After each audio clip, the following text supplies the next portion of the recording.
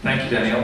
Now I open the floor for discussion. Please feel free to ask questions and please try to be short.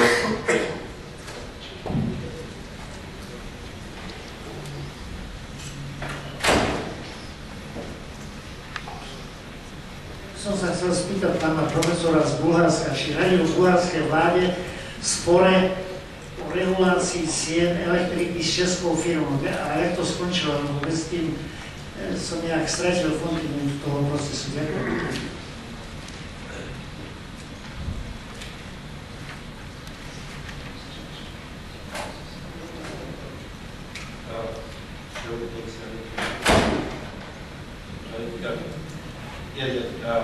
Okay.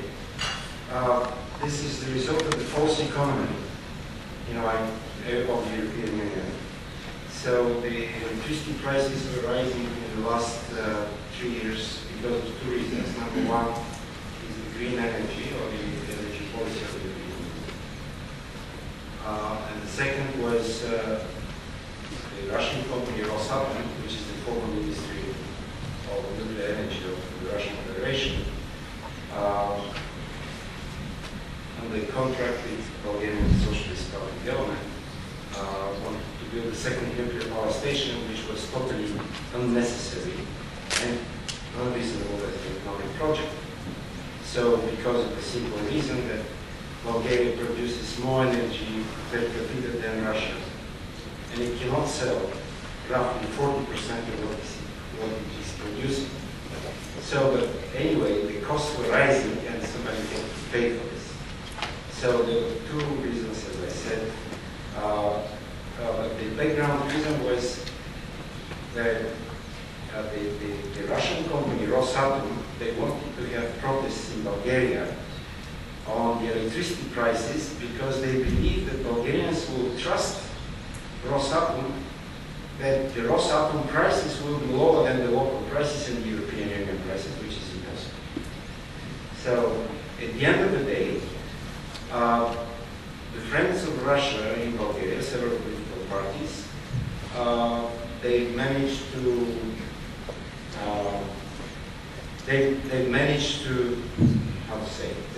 topple the previous government.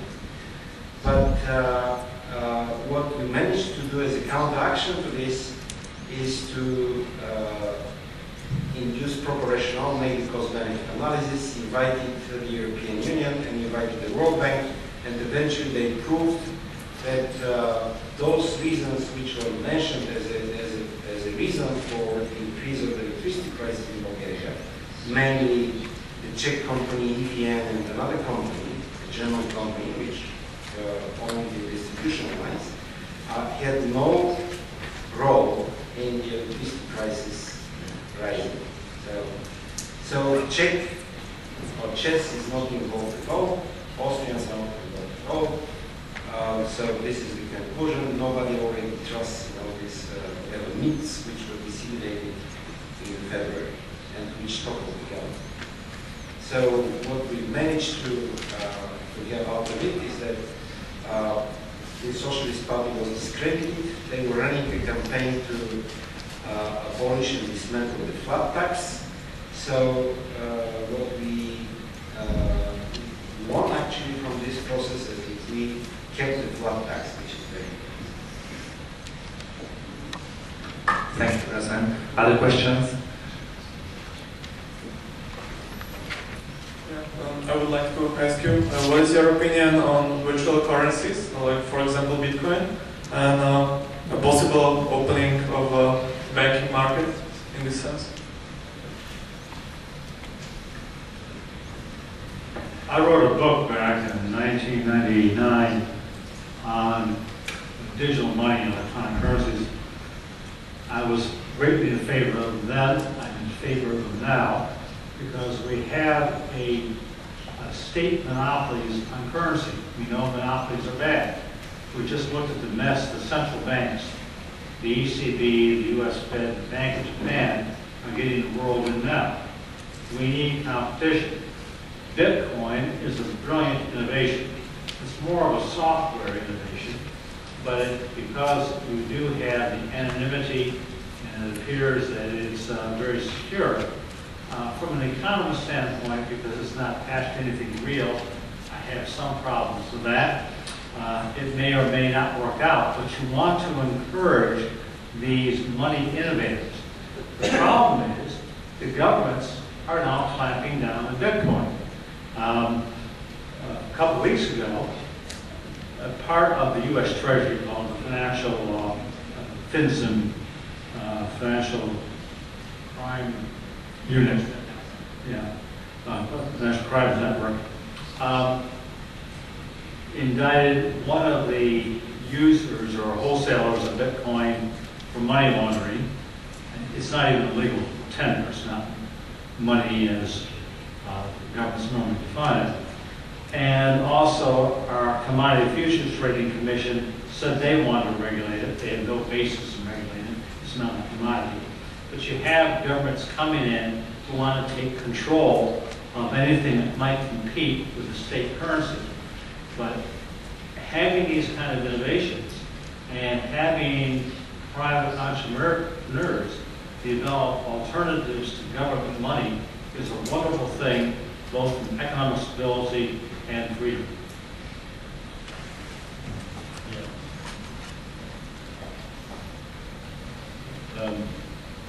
The second thing, as Richard mentioned, is that this also runs counter regulation. For instance, new innovations like crowdfunding are very efficient. Everybody's complaining that the money that is being printed by the central banks is not ending up with entrepreneurs or with consumers. But in some countries, it's quite simply illegal to take crowdfunding because you've got rules and regulations on banking, and it's considered finance. So all these regulations are again hindering the good from driving out the bad.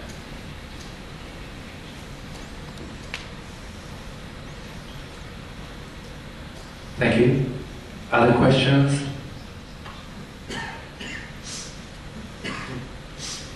Regulation, deregulation, money, government policies, public expenditures. There is one.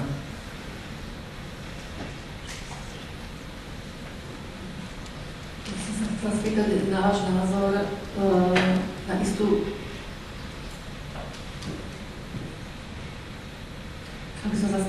názor na istú devalváciu tvorby zákonov.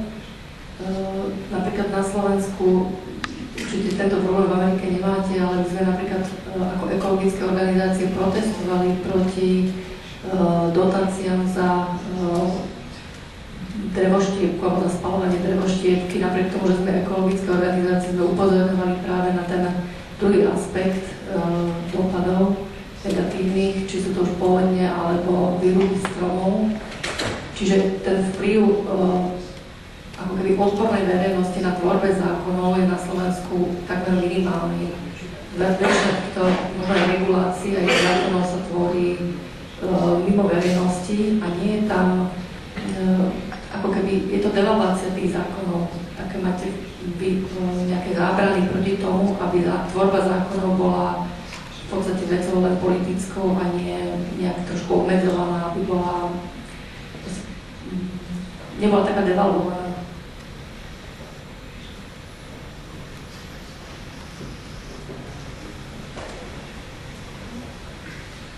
I agree, but the challenge is how do you get governments to live by those rules? And in the United States, almost all of our policies get done behind closed doors, and especially when you're looking not just at the laws, but you're looking at all the regulations, which is how a lot of laws are now encouraged by bureaucrats in a completely non-transparent fashion, which is why I think that think tanks, NGOs, people like that are in this room are really the only hope of trying to shine some sunlight onto the process of government, trying to reduce the misguided policies, the behind the closed doors corruption that you have in the system, because we have it much too much in the US, it's much too much in different European countries, and I think that corruption gets even worse as you get more non-democratic. So as you go to international bureaucracies like the European Commission, then there's very, very little hope of ordinary people protecting their rights, at least if it's at your country level, you have some ability. When it happens in Brussels, it's really only the big players that have any authority and ability. Yeah, again, from Dan's speech before, there needs to be a decent cost-benefit analysis of every law that is passed, and even though some consequences you can't see that far into the future, the moment negative consequences appear, like on some very onerous rules like EU ethanol or limiting diesel tax. In Austria, you had 5% diesel vehicles 20 years ago. Now you've got 70% diesel vehicles. What's the consequence? You can't breathe the air anymore. That they didn't think of at the time, but they haven't limited it before. So as soon as something negative comes, and that's where organizations can come in and say, wait a minute, there is another way to look at something like this. Not just, oh, wonderful, this is green, but this might just hurt us.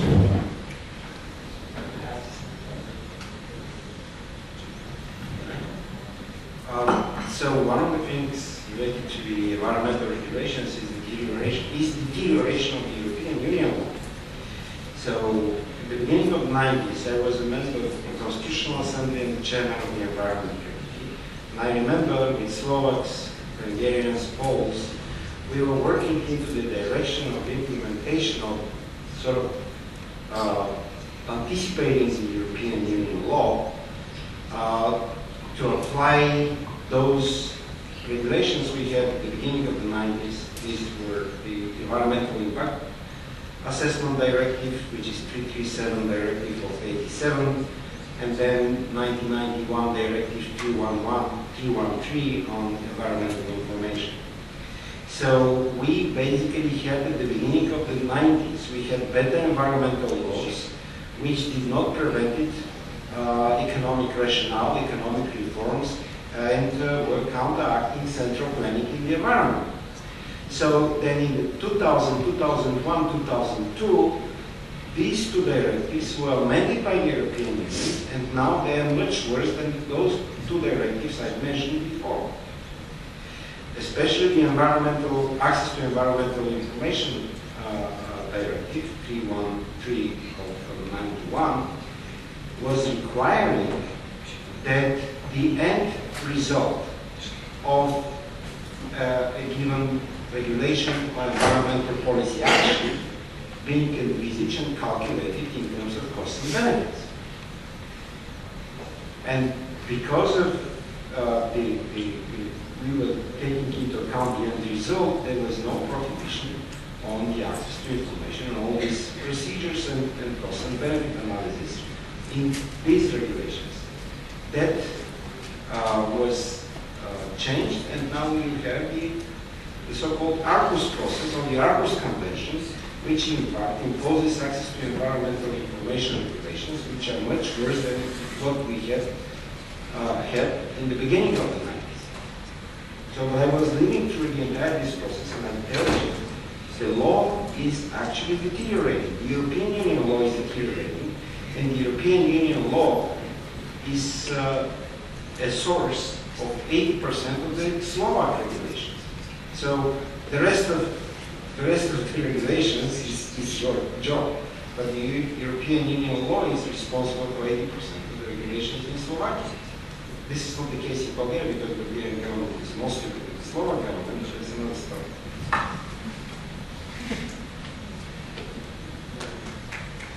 Thank you. Any other questions?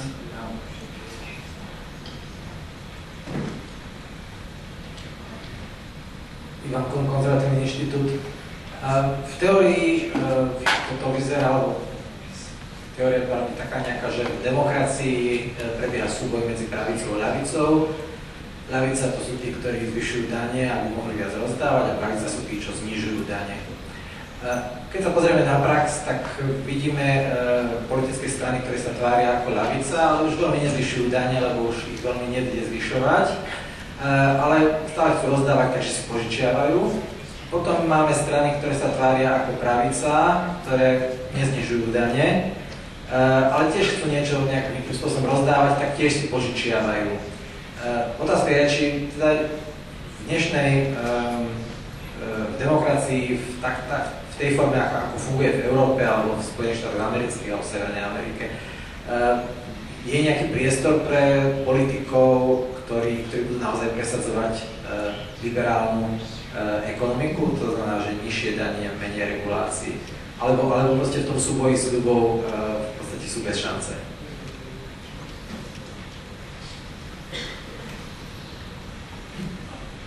I'm a bit of an optimist there.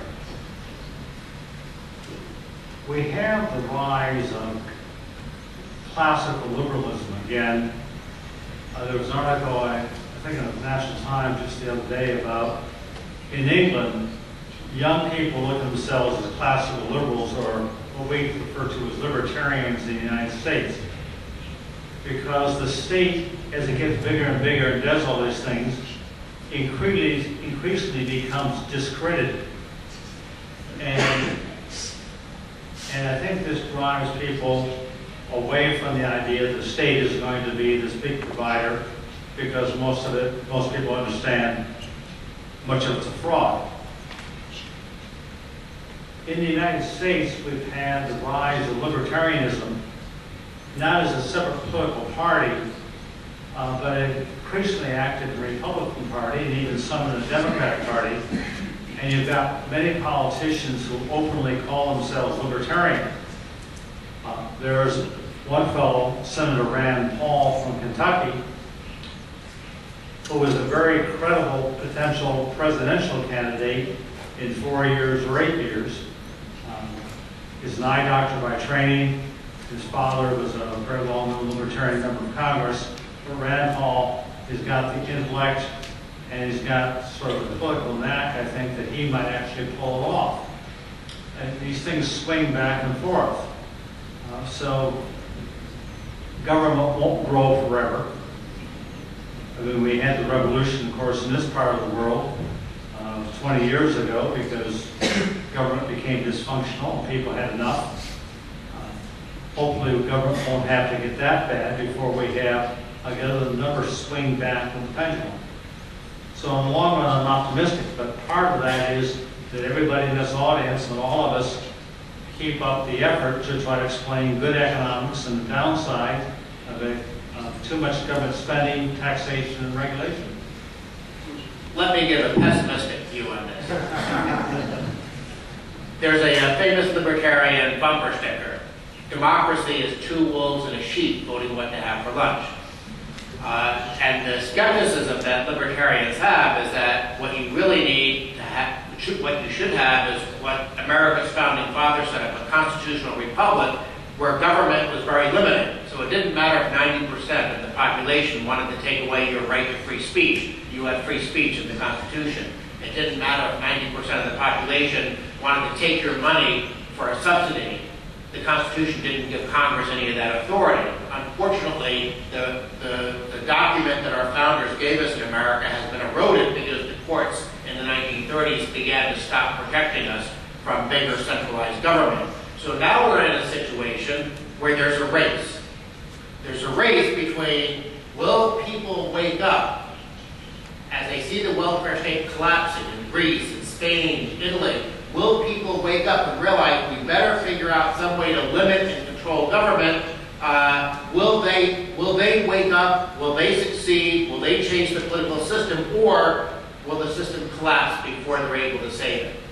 And when you look at a country like Greece, and you look at all the people who are government workers, actually none of them work, so we'll just call them government employees, you add them to another group of people, the retirees, and you can, if you're in a hazardous profession, like hairdressing in Greece, you can retire as early as age 48. Why that's hazardous, I don't understand. And you add those 2 groups to the third group, all the people on welfare and disability, and my favorite story there is the guy who was getting a €700 a month disability payment for blindness while he worked off the books as a tour guide for bird watchers.